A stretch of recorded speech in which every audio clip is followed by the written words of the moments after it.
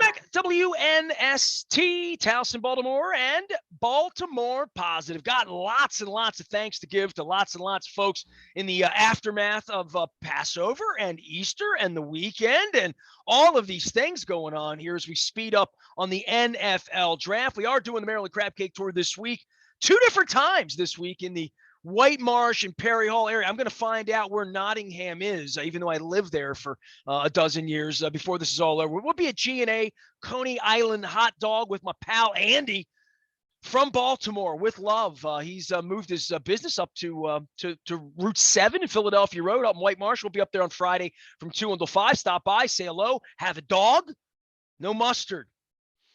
Wednesday, we'll be at Conrad's, and that'll be in Perry Hall now over in Bel Air Road. I have not been to that location. Looking forward to that. I'm used to the local seafood location down here off Chopper Road near Loch Raven, but we will be doing that on the 27th. That's next Wednesday from 2 until 5, telling the Conrad story. This guy is going to tell the other Nestor story and the story of a shutout of the Yankees. Yankees can't beat the Orioles. They can't beat them, can they, Luke? Yeah, I was going to say, I mean, after a weekend where the Orioles take 2 out of 3, a really strange weekend of baseball. I mean, it's just been a really strange start to the season. And we'll get into John. Have a pitcher named Nestor who's going to the Hall of Plaque. I mean, it's wild. You think back to him being a Rule 5 pick, and the Orioles had him for all of about 5 minutes, and I can't say that I was impressed with what I saw. Wasn't his ERA infinity at one point? It might have been. Hey, the Orioles have had a lot of pitchers that fit that description over the last several years. But lo and behold, you see what he did on Sunday. And, hey, I mean, he's actually put together a nice little career for himself. A guy who doesn't throw hard, but, boy, he doesn't have to throw hard if you're seeing how he was able to keep the Orioles' bats off balance, which, these days, you kind of look at how this team is profiled. It's, they've struck out a lot. They've walked a lot, which is very un-Orioles-like, and we haven't seen them hit very many home runs. And yes, I know everyone's going to talk about the left field wall. I don't think that's been a big factor yet. It's not as though they've been hitting a lot of balls to the left field warning track.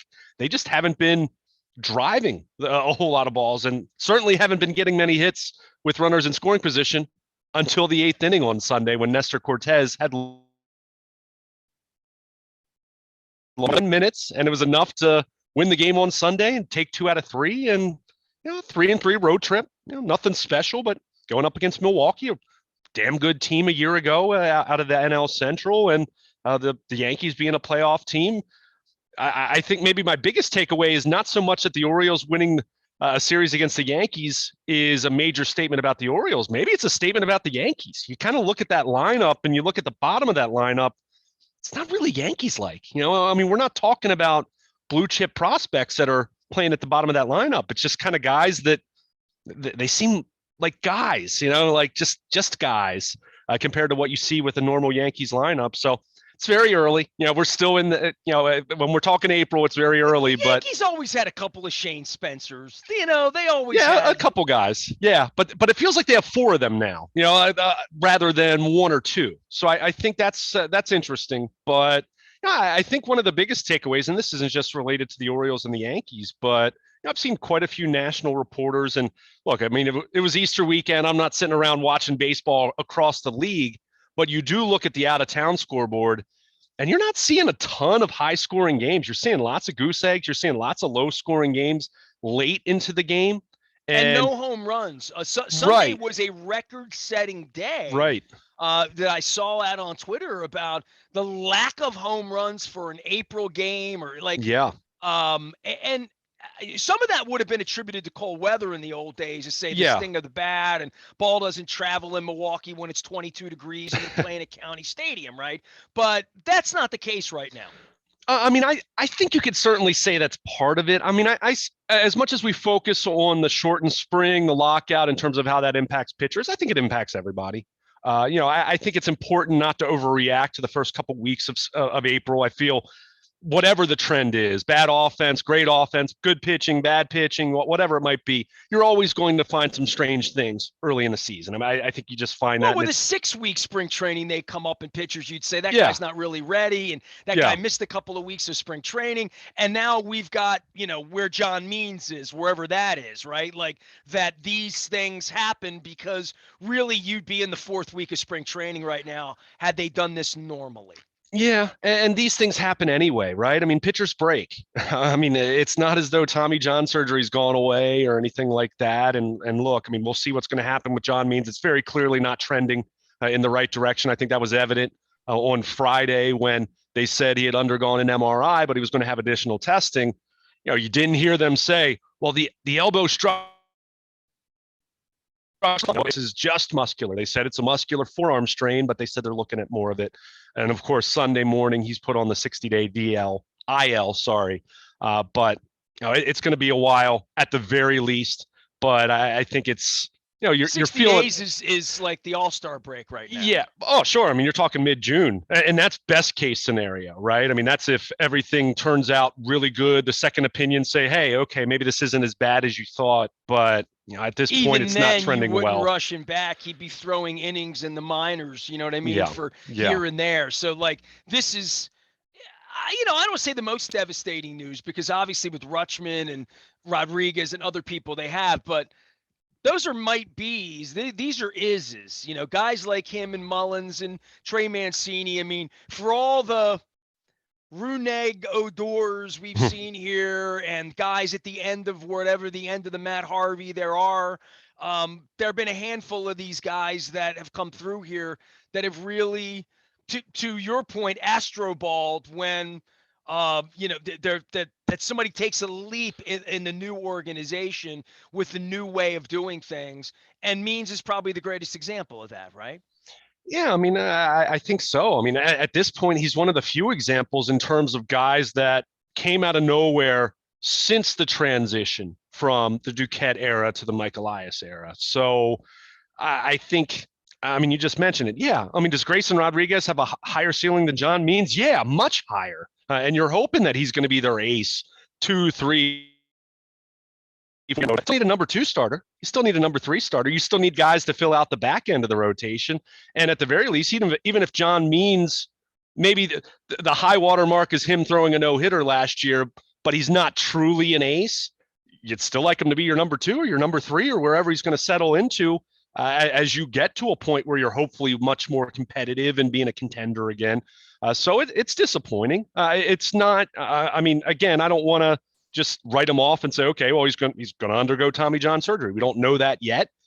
It feels in a direction similar to that at this point, whether it's specifically that or some other issue that he's going to have operated on, some kind of procedure, whatever it might be. But, it is disappointing because, as we mentioned, you can talk all you want about Hadley Rutschman and Grayson Rodriguez and DL Hall and Kyle Stowers and Kyle Bradish. And look, I have plenty of interest and excitement in seeing those guys, hopefully in the not too distant future at this point. But at the same time, more guys to fill out your roster. I mean, that's why, my argument all along in the offseason was a little more veteran starting pitching to not talking about even competing or contending, more so just stabilize the rotation. So Brandon Hyde's not sitting there looking at his bullpen and his pitching staff every night and saying, how in that world are we going to get through 9 innings tonight? Which has been the case so many times that he's had to do that over the last 2, 3, 4 years. So, it's disappointing in that way. You feel for John Means, but you feel for the Orioles as far as what they have, the players on the roster right now, knowing how important he was going to be for them early in the season, especially. I mean, Grayson Rodriguez, maybe he's here in June. That's completely within the realm of possibility. But it doesn't mean you didn't want John Means in the same rotation as him. So it's very disappointing. It certainly puts a damper on the weekend. As fun as winning 2 out of 3 from the Yankees should always be, whether you're a contender or whether you're a team that's expecting to be in last place, you'll always take that, right? But with the John Means dark cloud hanging over their head right now, it does zap some of the fun out of it because you look at this rotation right now, and Zimmerman threw well on Sunday.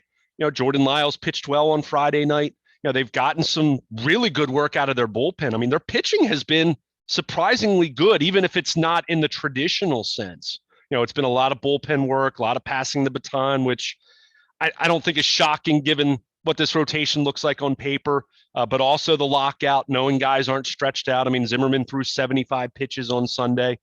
So you've seen them do a really good job in that regard. I don't know how long that's going to last. I don't know how long you can continue to lean on your bullpen in the way that I expect them to have to do. And again, that's where it goes back to you lose your number one, a guy that even if John Means isn't going out there every night or every time out and giving them 7 innings, he's a guy that has the ability to do that. When you lose that and you're going to replace him with whoever it's going to end up being, and again, maybe it will be Kyle Bradish sooner than later as he's pitching well at Norfolk, and he was at AAA last year for a few months, so he's got some seasoning there. He's a little bit closer, I think, than Rodriguez and certainly DL Hall, but whoever you're plugging in there, John Means, you look at what he's done over the last few years. I mean, he's very firmly established himself as not a number one on a contending club. I'm not going to say something along those lines, but a very legitimate major league starting pitcher of quality. And when you take that away from the equation, when you look at the rest of this pitching staff on paper, it's devastating for the short term. Now, in the long term, with some of those young guys coming up as early as this season, other guys in the pipeline, you're hoping some of these mid-20s pitchers that they've had that you've been waiting on and didn't deliver last year will emerge. Guys like Bruce Zimmerman, for example.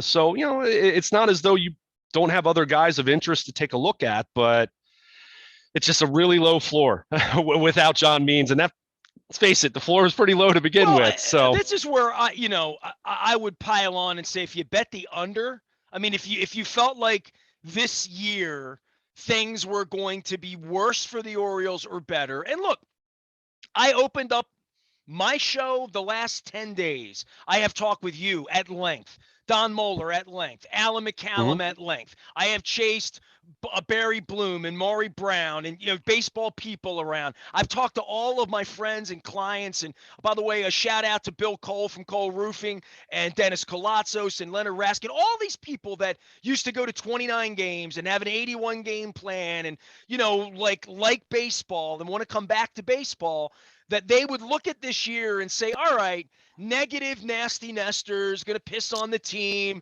and they're not selling out and they have no labor peace and they're a week and a half late getting the season started and they don't have extended spring training. But by August, DL Hall will be here, and in June, Grayson Rodriguez will come up and appoint himself well, and they'll bring Rutschman up now that they have this CBA thing figured out that I still haven't figured out, but I haven't read Lords of the Realm lately.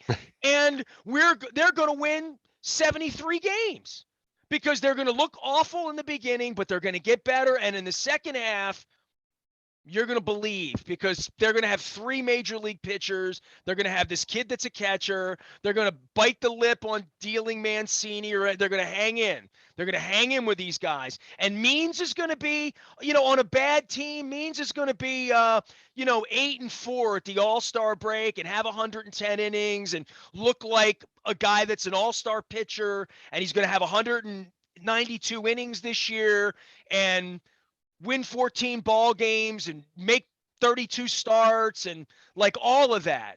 Gone, right? Gone from that. And now you're to Kyle Bradish. Okay.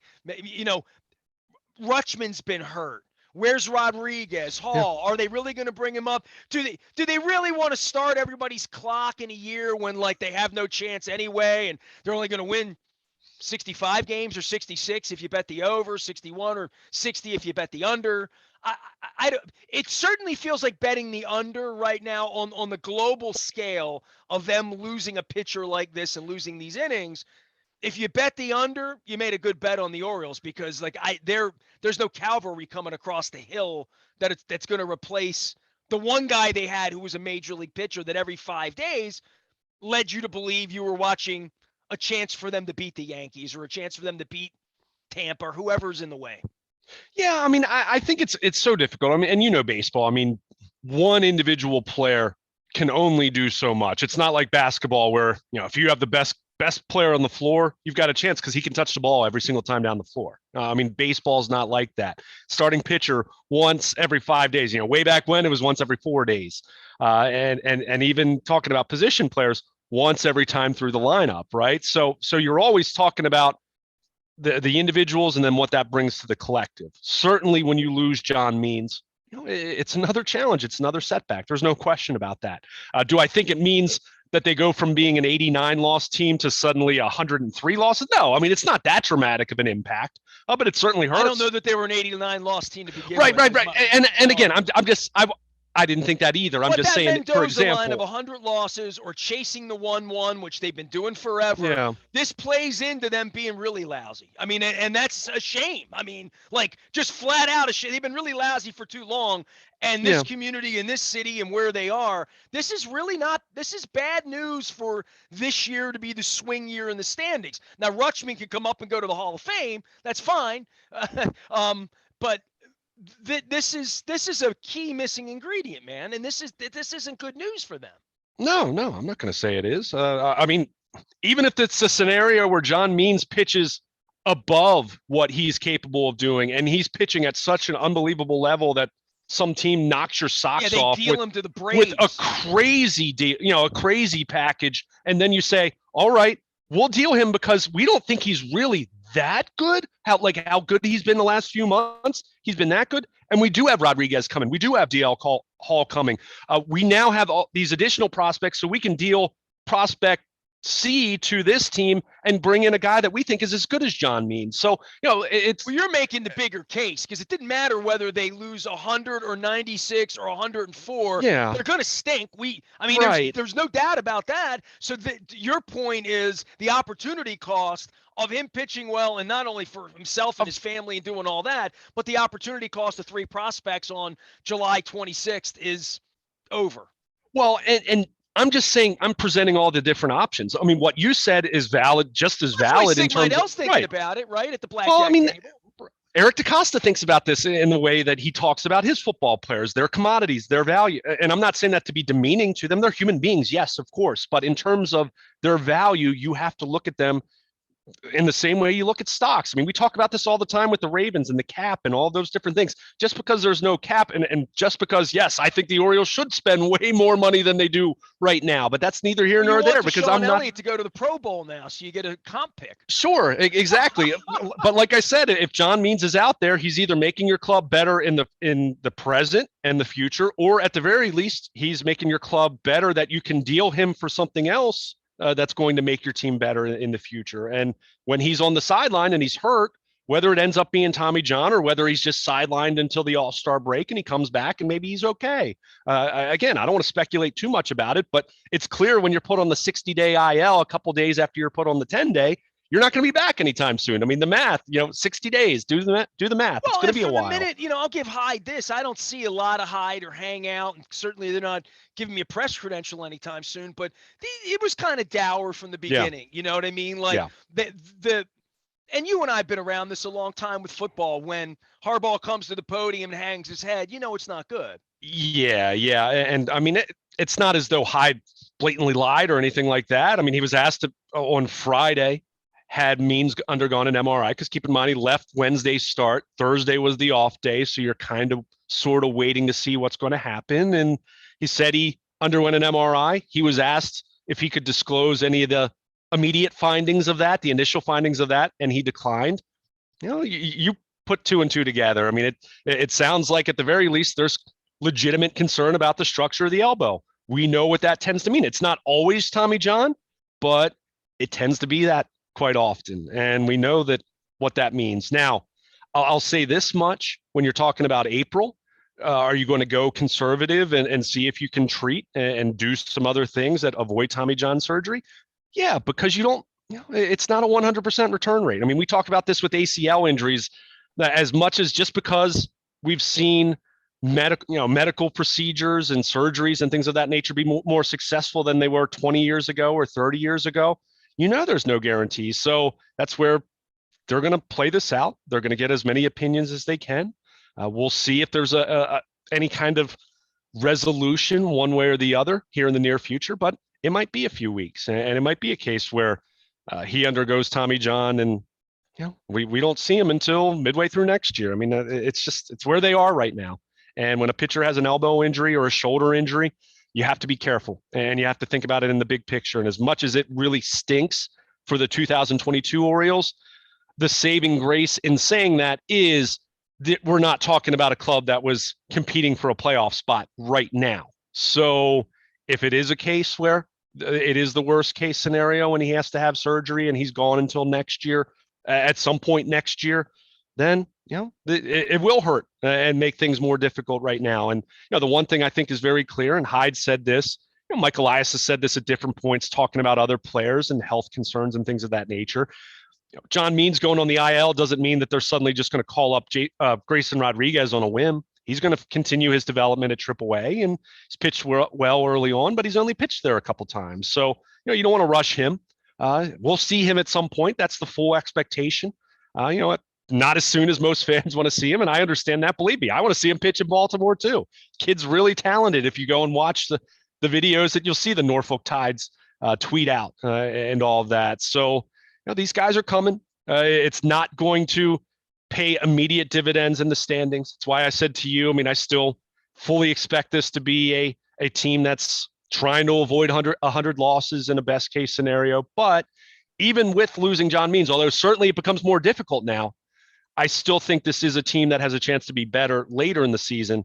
But boy, navigating these next couple months without that guy at the top of your rotation just becomes that much more difficult, because now Jordan Lyles is your de facto ace. And he's got a career 5.2 ERA, but he's the only guy who's thrown major league innings with any kind of a credible sample size to establish himself. And now Bruce Zimmerman and Tyler Wells are your 2 and 3. And now you're looking at having to give Spencer Watkins another start on the West Coast. And who knows who's going to be the replacement for Means in the rotation. So just a lot of questions, but for now, and again, I'm not holding my breath that it's going to continue. For now, they've pitched pretty well, and the bullpen especially has pitched well. Do I think that's going to continue? If they're going to continue at this rate? Yeah, probably not, because you're going to need your starters to give you innings, and you can only use the lockout as an excuse for so long until you get to a point where guys will be stretched out. Then it'll be a case of not can you throw 100 pitches? It will be, are you effective enough to get to the point where you throw 100 pitches, knowing can you go through an order 2 times? Can you go through an order 3 times? And as we saw last year, most of these guys that we're seeing right now, we're not able to do that. So understanding if you can't do that puts even more strain on your bullpen. And it's easy to have your bullpen, pass the baton, and lots of guys getting innings right now in mid-April, late April, but that changes very rapidly come May, June, July. You get into the dog days of the season. So, I'm not me saying that's not being gloom and doom. That's how it works. Starting pitching is important, and the Orioles understand that. But even if ownership's not going to pay for it in 2022, Mike Elias understands that. Brandon Hyde certainly understands that as he's trying to figure out his nightly pitching plan. But losing John Means certainly something that they did not plan on happening, but it's part of the game, and that's why we talk about it.